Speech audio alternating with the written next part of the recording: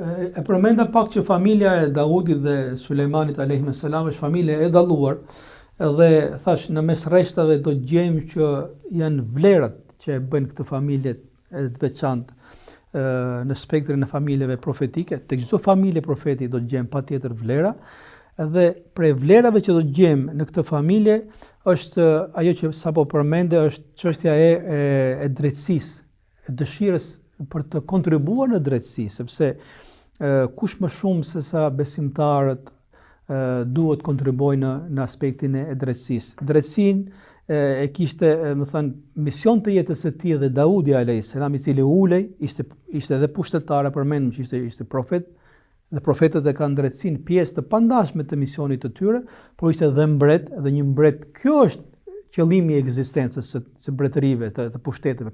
Pikërisht për vendosur drejtësinë, ai ule dhe gjykonte mes njerëzve.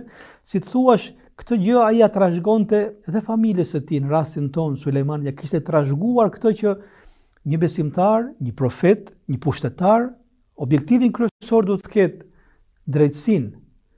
Ta vendos drejtësinë nëse ka absolute deri në kufirin absolut. Pra ishte një familje që kishte ushqyer konceptin e drejtësisë. Mirë po Zoti në këtë rast kishte dalluar fëmin më shumë se sa vetë tjatin.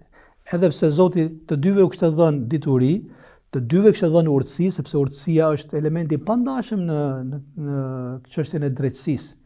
Të kesh informacion dhe dituri është diçka, po të kesh urtësi është diçka më e madhe se sa thjesht dituria.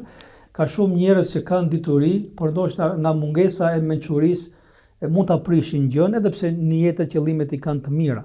Sepse urtësia është personit të caktuar, në kohën e caktuar, në vendin e caktuar, ti thuash fjalën e caktuar apo të marrësh me të pozicionin e caktuar. Nuk mund urtësia është ajo si puna e atij që jep ilaçin me dozën e caktuar. Ilaçi mund të jetë i rëndësishëm, njeriu mund të jetë i smur, por nuk jepet i gjithë menjëherë. Pra është urtësia ajo që edhe në aspektin e zbatimit të drejtësisë është e rëndësishme. Në këtë rast Sulejmani alayhis salam dallohet, edhe Zoti e tregon rastin kur nuk ja qelloi në drejtësi i atit Daudi alayhis salam, por ja qelloi Sulejmani. Por ama është një familje në cilën është ushqyer koncepti i drejtësisë. Prandaj ndoshta nxjerrim mësim për kësaj që në familjet tona në përgjithësi dhe familjet e besimtarëve duhet të diskutohet për drejtësinë.